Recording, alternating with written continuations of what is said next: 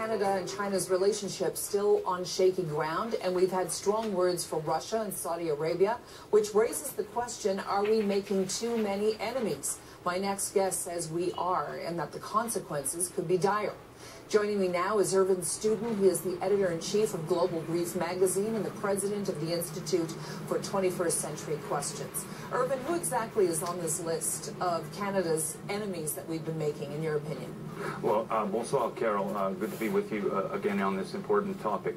I'm very concerned as a proud Canadian, some of the worries about the future of this country in all respects, that we are cultivating too many enemies, too fast and too mindlessly, in some cases too gleefully. Let's do a ledger of our allies first. Who are our staunch allies? Well, more or less staunch. The United States and Europe, the European Union. In total, a little bit under 1 billion people, about 850 million. Who are our enemies, our frontal enemies today? I would say from about the last 3 months. We've got China, 1.5 billion. We've got Russia, 150 million. We've got Saudi Arabia, 30 million. And we've got Iran, you didn't mention, which is about 80 million. That's just under 2 billion. So we've got a 2-to-1 demographic ratio of enemies.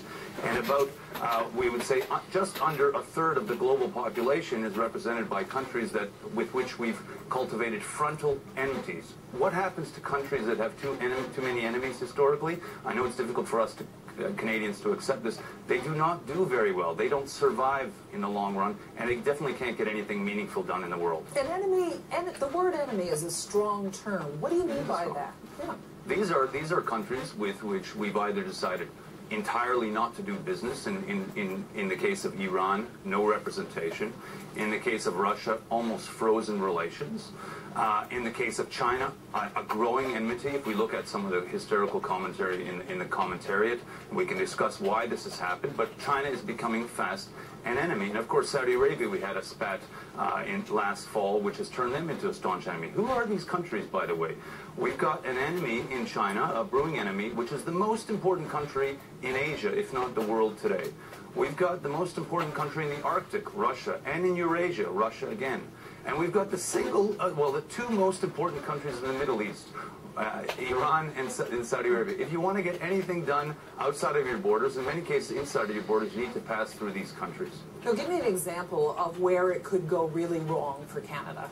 Well, it's already going terribly wrong. We're on the outs with China, and we're not very supported by the United States. But let's take the upcoming elections in Ukraine. Canada maintains a particular position on that, but we've created a frontal enmity with Russia. What happens if there's another crisis between the West and Russia, and we've got a northern border where we're not demographically and strategically represented at all?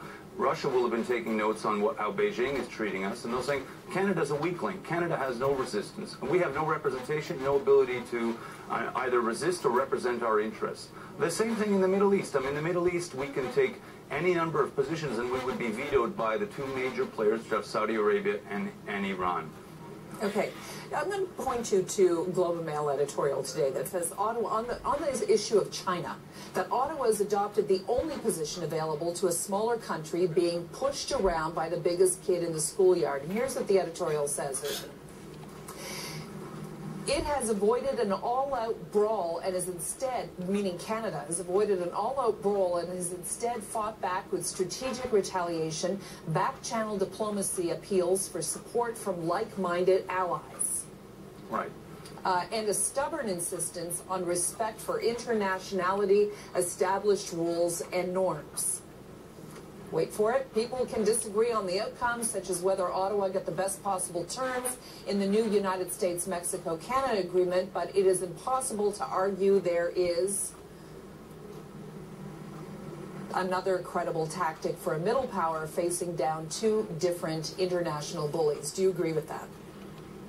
I do not agree with that. First of all, the terminology is not acceptable to the 2 billion or so people that are on the enemy list. From the Chinese perspective, they're saying, and I'm not representing China, I'm representing what I know to be the Chinese perspective intimately. They're saying, who are you to represent the international community? I just said that there are 2 billion people in one camp, You're representing less than 1 billion. We are the West. We have a civilized order. We have our own order, and I'm very proud of that. But China says, well, we're 1.5 billion people. Are you to tell us what the international community is? And by the way, a democratic country like India is in between. India is not our ally on this at all, and they're over 1 billion as well. So who is the international community? We have to be careful with our language, with, I would say, provincial arrogance, where we tell a very big country, forgive my language, how to suck eggs. China is a serious country. The United States is a serious country. Russia is a serious country. We're a serious country. You said the article uses the word middle power. I'm afraid we've vassalized ourselves well below middle power, where we should be playing with the big boys or the big girls by aspiration, by territory, by potential. Why did we cultivate this enmity with China? It is not the Huawei arrest. I know that is du jour today, but we have such a short memory and are not very analytical about our own mistakes. The cardinal mistake was the UNCA signature, where China saw two things. One, Canada was pushed around very easily and crumbled under not great tariff pressure, threatened tariff pressure, and did not even extinguish that tariff pressure in signing away the second point, which was any ability to have a proper nation-to-nation relationship with China. What was the Beijing reaction? Beijing said, these Canadians, not only do they crumble fast, but they're taking orders from Washington. And when we did the Huawei arrest, the Chinese interpretation was that Canada and the United States had colluded somehow to stick it to the Chinese.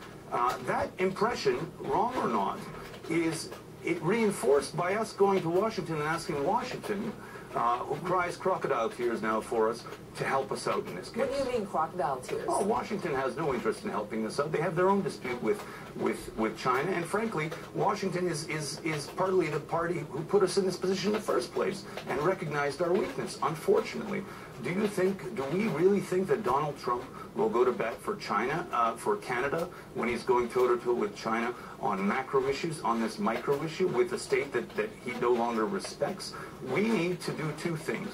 When we have not been tackled by one bully, we've been tackled by two bullies simultaneously, and we are caught in between. This is what we miss. So we need to resist both bullies at the same time and re-erect a bridge. So doesn't that mean more than ever that Chrystia Freeland has to go to Davos and she has to, get some support from like-minded allies? No. We need to stop talking about like-minded allies. We need to talk about the world as it is. We have the like-minded allies. She needs to speak to everyone in the world. She is not speaking with enough people. She needs to get to Beijing, frankly. Why is she not traveling to Beijing much more? She's back and forth between Ottawa and Washington. I have the greatest respect for her. She needs to get to Beijing often. And Beijing will have seen, why are we not in Beijing often? Because we are in the American axis. Why are we not traveling to Russia? Why are we not traveling to Iran, to Saudi Arabia? We're in a very comfortable zone, which, as I mentioned at the outset, represents a minority of the global population. This majority knows this very well, and they're not taking orders because in some cases they're doing quite well. Not in all cases, but China is doing quite well, thank you. It sees it that way, and they're saying, wait a minute, we're not taking orders. This is also a different China from the one that we've stereotyped in our mind. It is a sophisticated China. It is highly imperfect, but it's one with which we need to reckon on its face. But what about the Globe Mail's point that China is acting like a bully right now? Other people have said it as well. China warning that we shouldn't reject, Canada shouldn't reject Huawei 5G network, or else we will suffer the repercussions. Their Foreign Affairs Ministry spokesman taking a personal attack on our Foreign Affairs Minister, Chrystia Freeland, saying she speaks without thinking. And then last night, I asked Alex Lowe, a columnist for the South China Morning Post, about the worst-case scenario if Robert Schellenberg is executed, and he says the way things are going, that's where it headed. But then he said, in China's mind, Canada has a choice to make. Take a listen, Irvin. I believe that Canada and China should try to de-escalate, and right now that's not happening. And ganging up on China on this particular issue is not going to work. It's just going to back China to take an even harsher lines. If your priority is not to take a stance but to save the lives of your Canadian, then that's not the way to go about it. But if you're fighting for principle and willing to sacrifice the safety of your citizens, then yeah, that might be the way to go. What do you make of that? Well, I think we should first of all take what the Chinese say at face value and not interpret it through our own domestic lens. We make a big mistake in Canada in particular, sometimes in North America in general, at interpreting everything that comes from a foreign tradition through a moral lens, in which we start to position ourselves as the moral superiors. Rule of law language, repugnant, evil. This is unacceptable to other societies that are sophisticated and, by the way, can teach us things in other areas. So we ought not to use that type of tone or interpretation. From a strategic perspective, China is bullying us because they're more powerful. That's not a moral question. That is a power question. The same thing with the United States. They bullied us not because they're morally superior or inferior, but because we didn't resist properly. The only way we can play is not through moral suasion, as some people have said, not through whipping ourselves in hysterics about how we're a better society than the Chinese. We're not.